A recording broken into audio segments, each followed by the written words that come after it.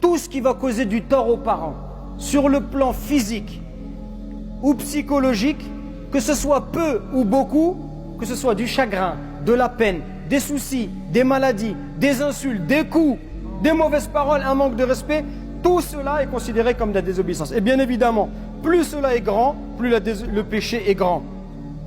Et la désobéissance, elle peut devenir un des grands péchés parmi les grands péchés, en fonction de ce que tu fais.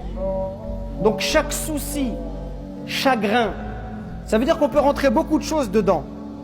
Par exemple, quand tu as un jeune qui fait que des bêtises et qui se retrouve au commissariat 3 à 4 fois dans l'année, 3 à 4 fois par mois, à ton avis, quand on appelle chez toi pour dire à ta mère, et c'est une minorité d'entre vous, je l'espère en tout cas, mais quand on appelle chez toi pour dire oui, votre fils il est au commissariat, tu penses que ça fait plaisir à ta mère?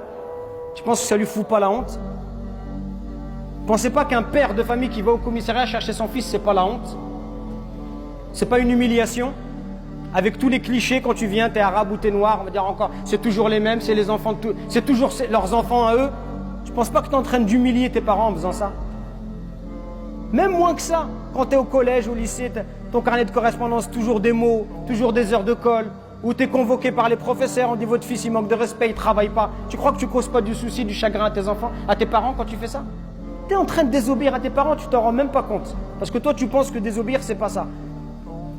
Tu es en train de causer du tort, même quand tu sors dehors et tu rentres tard le soir. Et tu n'as même pas le souci de dire je vais envoyer un message ou appeler. Tu crois que ta mère elle dort quand tu rentres tard le soir? Votre mère c'est comme la mienne, c'est comme toute notre... Votre mère elle dort quand vous rentrez tard le soir, elle ne sait pas où vous êtes. Dites-moi la vérité, vos mamans elles dorment? Même moi quand j'avais 40 ans, ma mère elle dort pas, rahmatullah alayha. Elle dort pas, elle s'inquiète pour toi. Même tu es marié, tu as des enfants, tu rentres à minuit et demi, 2 heures, elle se lève et te dit je t'ai préparé une assiette, elle est dans le frigo. C'est vrai ou c'est pas vrai? Ça vous arrive ou pas ça? Qui fait ça pour toi? La mère, je dis bien la mère parce que le père peut-être qu'il peut dormir depuis longtemps. Moi le premier, moi je vois avec mes enfants, des fois ils rentrent un peu tard. Moi je vais dormir, je lui dis moi il est grand, alhamdoulilah j'ai confiance en lui, c'est pas que je m'inquiète pas. Mais la mère elle a peur, la mère elle dort pas. La mère elle dort pas, tu lui perturbes son sommeil.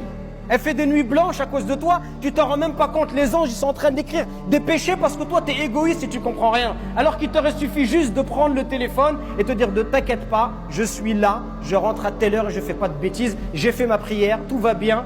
Suffit juste de ça. Mais toi, tu es dans l'insouciance. C'est pas compliqué. Donc tout ça, ça peut être de la désobéissance.